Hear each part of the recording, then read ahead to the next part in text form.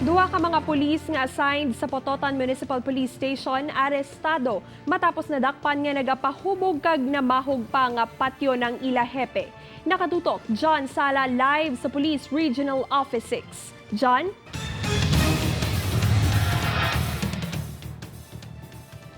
Kate, patapos ang asod-asod nga reklamo batok sa mga katapos ang kapulisan, nagdugang pang duha ka pulis ngini sa Banwa sang Pototan nga nagpahubog na, namahog pang isa sa ilang hepe.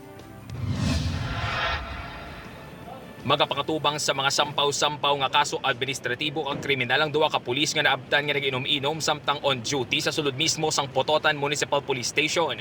Ang isa sa ila ginpahog pa nga patyo ng ila hepe nga si Police Major Ronnie Brillo.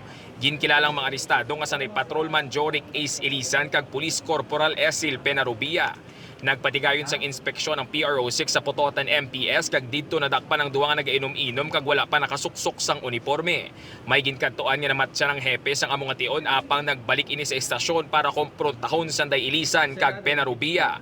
Sa baylo nga magpaumod, nagbato pa si Elisan kag ginpahog ang hepe nga patsyon.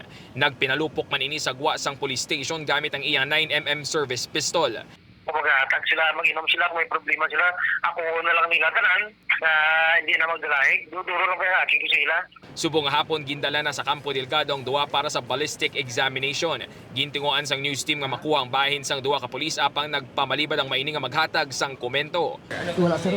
Para mapatagan mo lang sir, ano nga tabo ito kung ginao, nakainom magid ka. Ginapreparar na ni Major Brillo ang mga kasong ipasaka batok sa duwa ka pulis.